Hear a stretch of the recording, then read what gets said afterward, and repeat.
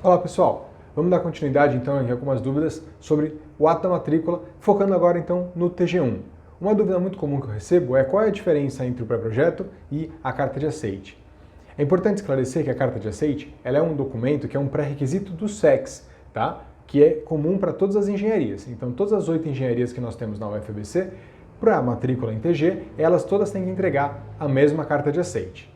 Essa carta de aceite ela tem que ser enviada então no ato da matrícula, quando vocês preenchem o formulário, tá bom? Que está lá no site de TG do SEX. Vocês têm que anexar um único documento e esse documento é, então, a carta de aceite, tá bom? Essa carta de aceite tem que estar assinada, esse documento tem que estar assinado pelo seu orientador. Então você pode mandar para ele, ele assina, imprime, assina, escaneia ou eventualmente faz uma assinatura eletrônica, mas esse documento que tem que estar assinado. Não basta um e-mail de comprovação do seu orientador ou da sua orientadora. É importante que conste a assinatura dele nesse documento, tá bom? E esse documento então vai ser enviado no ato da matrícula e isso é recebido pela divisão acadêmica. Depois, o pré-projeto, ele, como é diretamente para a engenharia aeroespacial, ele não passa pela divisão acadêmica. A divisão acadêmica, nesse sentido, não tem nada a ver com esse documento. Esse documento vai direto para o coordenador de TG da aeroespacial. Esse quadrimestre, o coordenador de TG, sou eu, então vocês podem mandar diretamente no meu e-mail. E quais são os prazos? Bem, a carta de aceite ela está vinculada com o formulário de matrícula, então acontece nesta primeira semana do quadrimestre. É sempre assim, sempre na primeira semana do quadrimestre. Já o pré-projeto, o cronograma vai estar sempre definido num documento que está escrito lá no site de TG do SEX, que são cronogramas, né? E um documento que chama cronograma ou descrição, né, das atividades em informações complementares, né? Mas vai estar lá.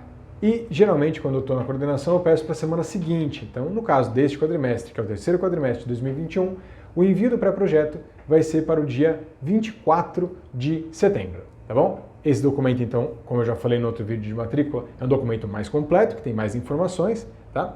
E nele você vai colocar várias informações, então você vai descrever um pouco melhor da sua metodologia, dos seus objetivos.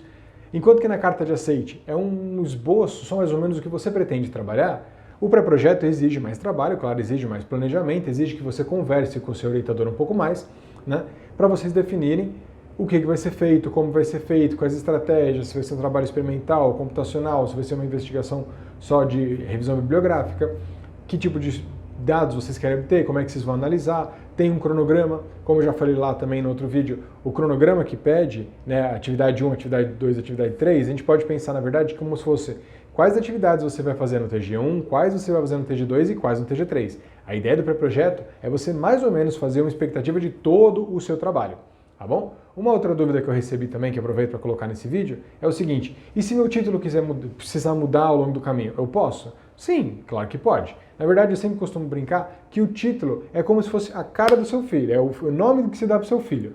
Você pode chamar o tempo todo, você pensar, eu vou chamar ele de, sei lá, Pedro. Só que se na hora que nasce você quer chamar de João, você chama, tá bom? O nome que você dá tem a ver com o que você sente naquele momento. O título do seu trabalho também. Pode ser que você agora, quando está fazendo a inscrição no TG1, você tem um planejamento do que você quer fazer de TG, só que ao longo desse um ano que você vai levar a fazer o seu TG, você acaba tendo algumas outras ramificações, você vai amadurecendo, vai desenvolvendo um trabalho um pouco diferente, eventualmente, e isso é natural, na verdade.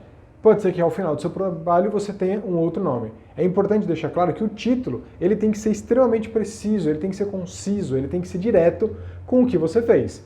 E não tem nesse momento agora como você saber o que você vai fazer ao longo de um ano, né? Então quando você terminar o seu trabalho, aí sim você fecha o seu título, tá bom? Claro que se o tema mudar, aí isso é importante você discutir com o seu orientador, como é que vocês vão desenvolver essa questão. Então não adianta você falar que vai começar trabalhando com um tipo de tema e depois você muda completamente de tema. Aí, claro, é importante que você reveja essas questões. Mas o título em si você não está preso a ele, a ideia é que você coloque o título mais adequado no final do seu trabalho, tá bom? Então você pode colocar agora uma expectativa de título. Na verdade, nesses documentos nem se pede um título, se pede um tema, tá bom?